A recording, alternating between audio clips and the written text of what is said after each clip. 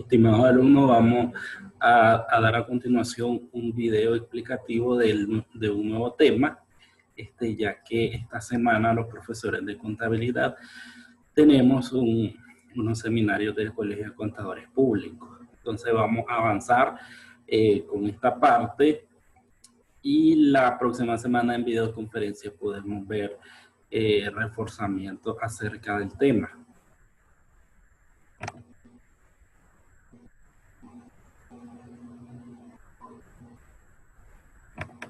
Vamos a hablar sobre el ambiente de control, que es una de las partes más importantes dentro de los sistemas de control interno. El ambiente de control tiene que ver con todo lo que es la estructura organizacional, la filosofía, el ambiente, las políticas, los manuales. Esa parte de que si no existe ambiente de control no puede existir un sistema de control interno, porque el control interno parte con esto que es el ambiente de control.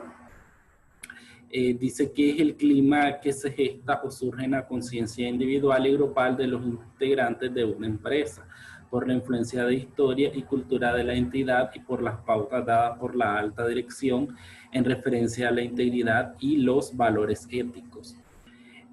Otros factores relevantes que ejercen influencia en el ambiente del control son el compromiso con la competencia profesional, la filosofía de dirección, el estilo de gestión. Así que vamos a ir viendo cada uno de estos cómo influyen en el ambiente de control de una organización. Todas las empresas deben de tener un ambiente de control para que puedan tener un sistema de control interno dentro de su estructura. El primer factor es la integridad y los valores éticos. Para esto tenemos que ver qué tipo de personas son las que laboran en una empresa y de ahí vamos a ver cómo está la ética profesional de cada uno de ellos. En el ámbito de los negocios, dice que la ética es el estudio de derechos y obligaciones de las personas, las normas morales que aplican en la toma de decisiones. O sea, cada decisión que vos tomás lo tenés que hacer apegado a la ética. En un primer nivel que atañe a la sociedad, es decir, las instituciones básicas existentes, y en un segundo nivel dice que atañe a grupos de intereses, entre ellos empleados, proveedores, consumidores y accionistas. Los administradores toman decisiones a este nivel día a día. Cada día tienen que estar tomando decisiones y todas las decisiones se tienen que tomar tomando en cuenta la ética. El tercer nivel de índole moral puede definirse como política interna, las relaciones existentes entre la empresa y sus empleados. Y a nivel de empresa tiene que tener ética y a nivel de empleado. Y por último, el nivel personal de lo ético, donde se estudian temas de cómo se comportan los miembros de la organización entre sí. O sea, dentro de, ante jefe, subordinado y colega, entre todos ellos tiene que haber ética al momento de reunirse, dirigirse y convivir entre ellos en una empresa. ¿Cómo se establecen? Es difícil establecer los valores éticos debido a que hay que contemplar las necesidades de todos los miembros de la empresa y buscar un balance en la alta dirección, los subordinados, los clientes, los proveedores, los competidores y el público en general. Hoy en día las empresas están aceptando cada vez más las necesidades y expectativas de la sociedad en la que operan, es decir, responsabilidad social que tienen los empresarios frente a ella. Los administradores buscan alcanzar una buena imagen ante la sociedad utilizando mecanismos que a veces pueden resultar costosos, pero que en definitiva logran incrementar los resultados de la empresa. Un comportamiento ético es un buen negocio porque es visto como bueno por parte de la sociedad. O sea, va a valorar una empresa, la sociedad va a valorar más a una empresa que tenga un comportamiento ético diferente a una que no lo tenga. ¿Quiénes son los responsables? Los responsables es la alta dirección en la determinación y la transmisión a todos los miembros de la empresa y el monitoreo de que todas las relaciones laborales interpersonales se den con valores éticos en la empresa por parte de los trabajadores. Es fundamental que la alta gerencia tenga bien definidos los estándares de comportamiento y de conducta para que no quede lugar a dudas o confusiones luego que son adquiridos por los demás miembros partícipes. El comportamiento ético y la integridad de la alta dirección son producto de la cultura organizacional. Existencia de un código de conducta. Todas las empresas deben de tener un código de ética que diga cómo va a actuar sus trabajadores.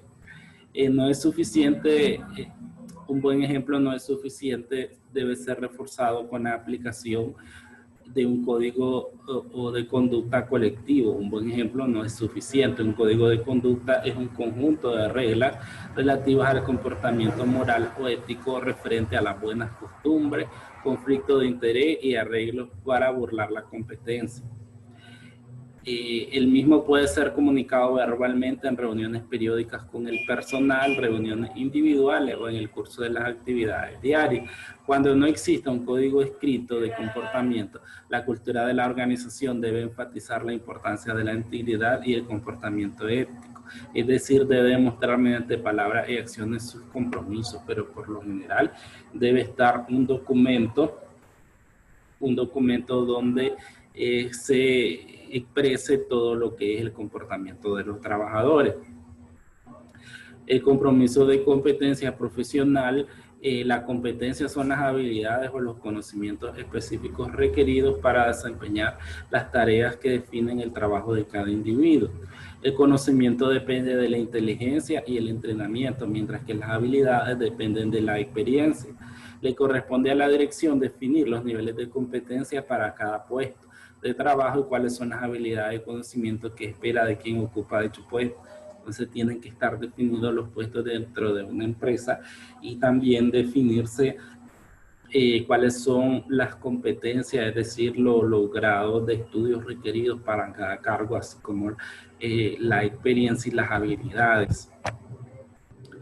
El directorio o comité de auditoría está integrado por un conjunto de personas que pueden ser internas o externas a la organización, cuyas funciones son las de proveer autoridad, orientación, vigilancia y supervisión a la dirección o grupo gerencial.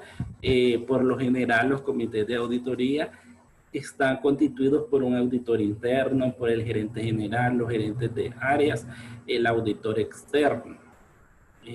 Todas estas personas son las que van a tener como responsabilidad revisar, examinar, darle monitoreo y seguimiento a todo lo que es el control interno y el control interno dentro de la empresa y cómo está operando la misma.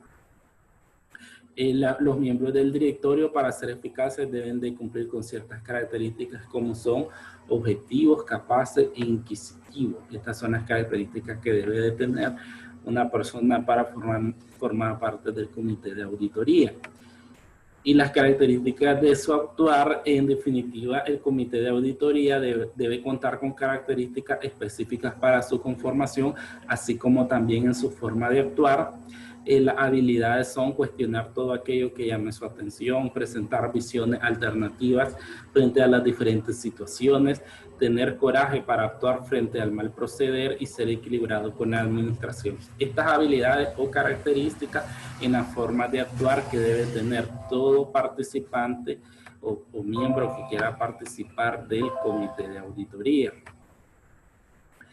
La filosofía y estilo operativo de dirección. La dirección está conformada por un gerente general y sus respectivos gerentes funcionales, porque ya sabemos que si hay diferentes áreas en una empresa, entonces para cada área va a haber un gerente.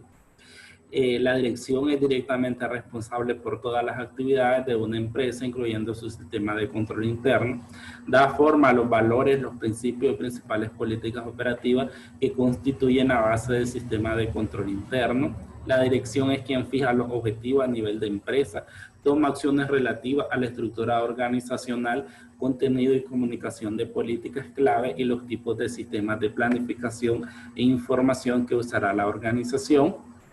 Cuando aquí hablamos de estilos de dirección, nos referimos principalmente a la actitud de la gerencia con respecto al control interno, porque ya estudiamos anteriormente que quien diseña, implementa y le da monitoreo y seguimiento al control interno es la dirección o la alta gerencia.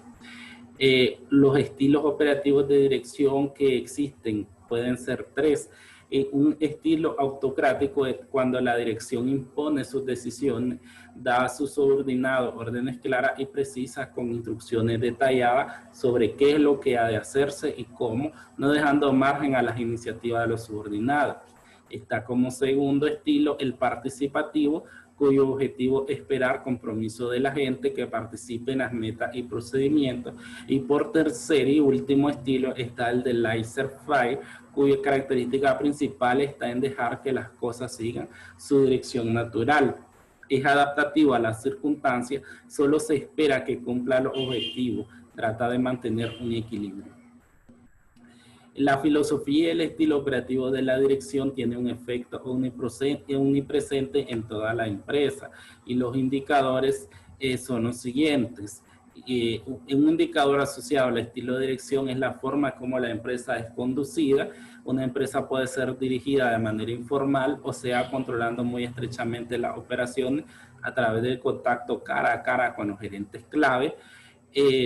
Otro indicador que ejerce su influencia es la naturaleza de los riesgos asumidos por la dirección. La dirección puede adoptar distintas actitudes, pudiendo ejercer una actitud conservadora o adversa al riesgo o bien buscadora del mismo. Y otro indicador son las actitudes que la dirección toma frente al proceso de elaboración de información contable. El hecho de delegar autoridad no exime a la dirección de su responsabilidad en la elaboración de información contable. Es conveniente que éste revele las políticas y estimaciones contables aplicadas en dicho proceso para verificar su razonabilidad. Dentro de este proceso es de vital importancia el procesamiento de datos, puesto que si este no es el adecuado, los resultados tampoco lo serán. En lo que respecta a la estructura organizacional, es el marco en que las actividades son planeadas, ejecutadas, controladas y monitoreadas para lograr los objetivos. Y lo que decía anteriormente, que existe un organigrama o una estructura organizacional no como un simple dibujo, sino que tiene su razón de ser y su importancia dentro del control interno de la empresa, porque aquí vamos a ver cómo está estructurada la empresa. Asimismo, podemos ver los niveles de mando y jerarquización. El proceso de diseño organizacional comprende 4 etapas. 1, la departamentalización. 2, la asignación de actividades. 3, la determinación de autoridad y responsabilidad. Y 4, el relacionamiento entre unidades.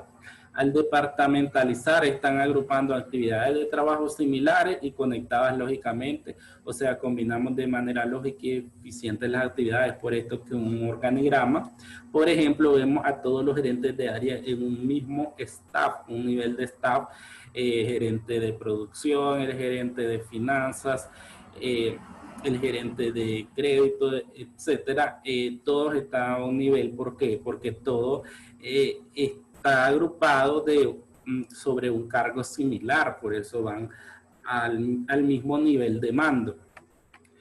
Hay diferentes criterios por función, por producto en forma matricial. El criterio que adopte cada empresa dependerá del tamaño de la empresa, el ramo en que gire y el mercado al que se dirige. Ya sabemos que mientras más cargos existan, o sea, más grande va a ser el organigrama, y en ese mismo organigrama hay que definir correctamente los niveles de mando, quién está por debajo de quién, porque de esto funcionan los canales de información para saber a quién dirigirnos cuando tenemos problemas o situaciones concretas en determinada área.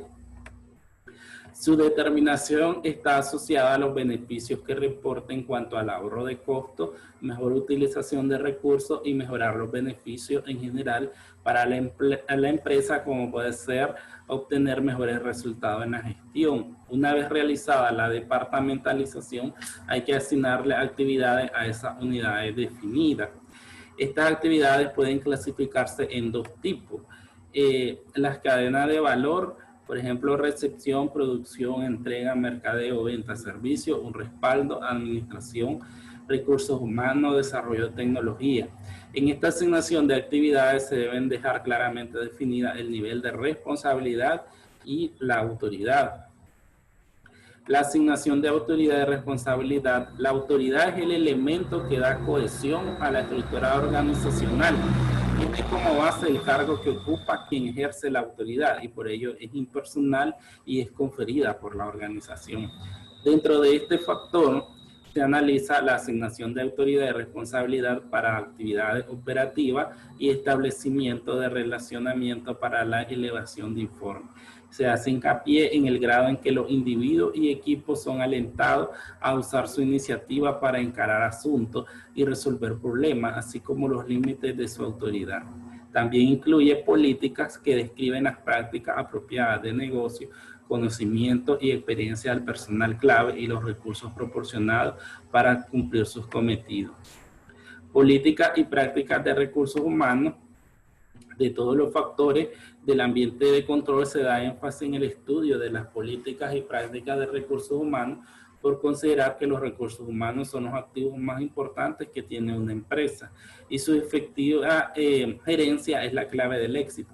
Este es más probable de lograr si las políticas y procedimientos de personal están estrechamente ligados y hacen una contribución importante al logro de los objetivos asociados en sus tres categorías. Entonces, la parte fundamental de una empresa es su capital humano, sus trabajadores, y por eso es que las empresas tienen que valorar a sus trabajadores, porque de esto depende el éxito o fracaso de una empresa. Las prácticas relativas a recursos humanos envían mensajes a los empleados en cuanto a niveles esperados de integridad, comportamiento ético y competencia. Dichas prácticas se relacionan con las acciones referidas a contratación, orientación, entrenamiento, evaluación, consejo, promoción, compensación y corrección. La administración de recursos humanos es la función administrativa mediante la cual gerentes reclutan, seleccionan, capacitan y desarrollan a los miembros de la organización.